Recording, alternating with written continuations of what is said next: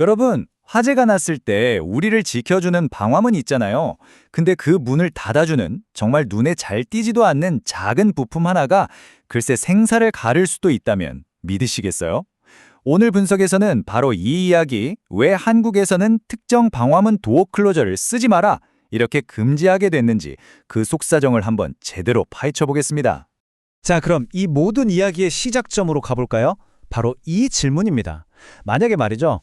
화재 시에 방화문이 제때 닫히지 않고 너무 늦게 닫힌다면 상상만 해도 끔찍하죠?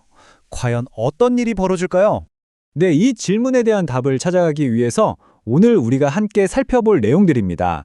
우선 방화문이 진짜 해야 할 일이 뭔지부터 알아볼 거고요. 그리고 문을 닫는 두 가지 방식, 이게 어떻게 다른지 비교해 볼 거예요. 그 다음엔 법이 왜 계속 바뀌었는지 그 흐름을 짚어보고 결국 연기와의 싸움에서 이기기 위한 이 경쟁이 어떻게 최종 결론으로 이어졌는지 그 과정 전체를 쭉 따라가 보겠습니다. 자, 첫 번째 이야기입니다. 방화문. 이름만 들으면 불 막는 문이구나 이렇게 생각하기 쉽잖아요? 근데 사실 그게 다가 아닙니다. 방화문의 진짜 임무는 우리가 생각하는 것보다 훨씬 더 중요해요. 화재 현장에서요. 사실 우리 목숨을 가장 먼저 위협하는 건 활활 타오르는 불꽃이 아니에요. 진짜 무서운 건 바로 연기입니다. 유독가스가 가득한 그 연기요. 그러니까 방화문이 해야 할 첫 번째, 그리고 가장 중요한 일은 이 연기를 막아내는 겁니다. 연기가 퍼지는 걸 막아서 우리가 대피할 수 있는 골든타임을 벌어주고 안전한 구역을 만들어주는 것. 이게 바로 핵심 임무죠. 자, 방금 연기를 막는 게 핵심이라고 말씀드렸죠? 그렇다면 당연히 언제 문이 닫히느냐, 이 타이밍이 정말 중요해집니다.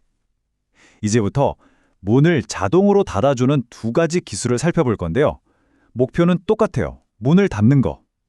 하지만 작동 방식의 작은 차이가 정말 생사를 가르는 엄청난 결과를 낳게 됩니다.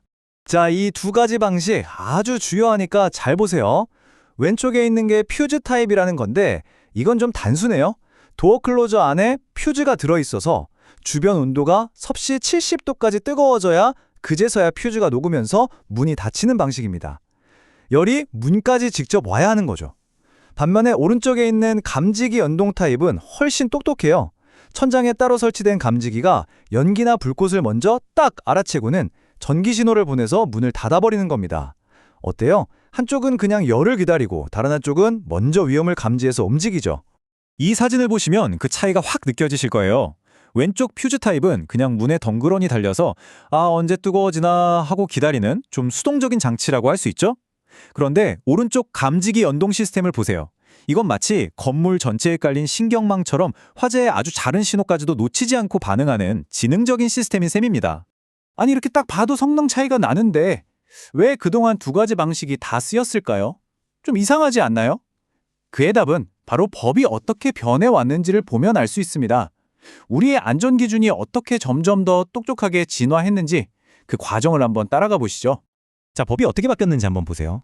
2010년 이전에는 연기나 온도 상승 둘 중 하나로 닫히면 괜찮았어요. 좀 뭉뚱그려져 있었죠. 그런데 2010년에 아주 중요한 단어가 추가됩니다.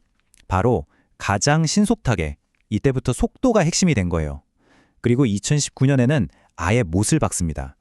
연기나 불꽃 감지가 원칙이다. 온도 감지는 아주 예외적인 경우에만 허용하겠다. 이렇게요. 드디어 법이 열보다는 연기의 위험성을 더 중요하게 보기 시작한 겁니다.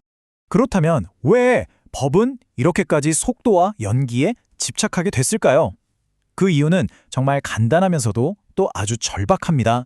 바로 화재 현장은 1초 1초가 생사를 다투는 치열한 전쟁터이기 때문이죠. 이 국토교통부의 검토 의견이 모든 걸 설명해 줍니다.